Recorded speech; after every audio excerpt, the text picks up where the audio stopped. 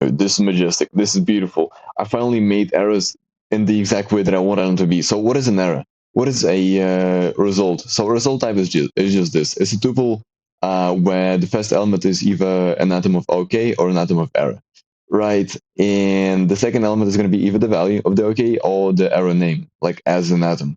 And you just want to return all of that as your errors from functions, and then you can handle it at call side. So we have some things that help massively with this. So matches, you can pattern match on them, and you can go off the shape. And like for example, if it's neither, you just panic with something because that should never happen. For example, but yeah, that gets a little too verbose, right? That gets a little too verbose because what if, for example, you wanted to number um, everything, right? To number uh, 34 like 3 times. That is too much. That is too much. You don't want to do that.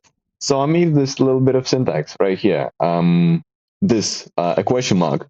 A question mark does the same thing as this, but it's more optimized. It has an actual opcode for this right here, unwrap result, and then maybe you propagate errors, maybe not. So I'm going to talk about when you don't propagate errors a little bit later on. But yeah, it's super simple, super concise, and it's super findable, right? It's super readable.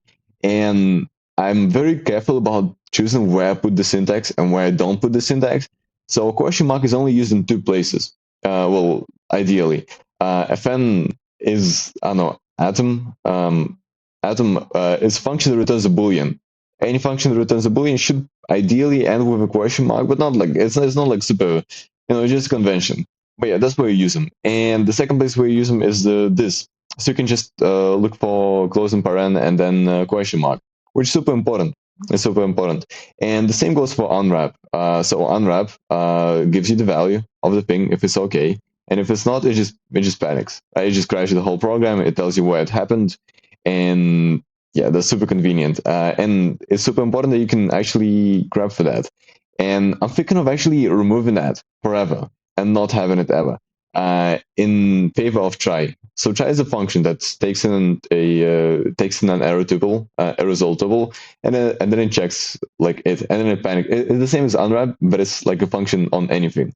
And what you can actually do in this language is pipe stuff, right? So this is equivalent to this actually, uh, and that like replaces unwrap entirely, and that fits in a little bit better because unwrap is just a big like meta method on any tuple ever. So maybe you don't want to have that. Maybe not. I don't know. And then you just unwrap it like at call side. That's how you handle it.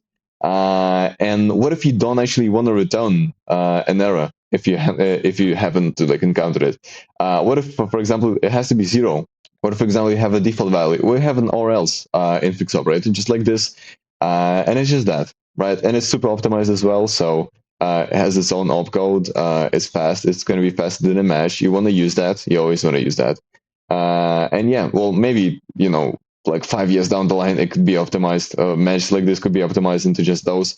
But not now. Not now. And how actual code looks like is it looks like this. Oh, and also pipes. By the way, about pipes, nobody does it like this. I've never seen anybody do it like this. But inspect just prints the value that you give it to, the value that you give it, and then it prints like the line and the debug information. But not now, it just prints it. And then it returns the value back. So this is just equivalent to this, but it has one more side effect, which is beautiful. I don't know. I think it's so beautiful that you can just do side effects without affecting the actual data.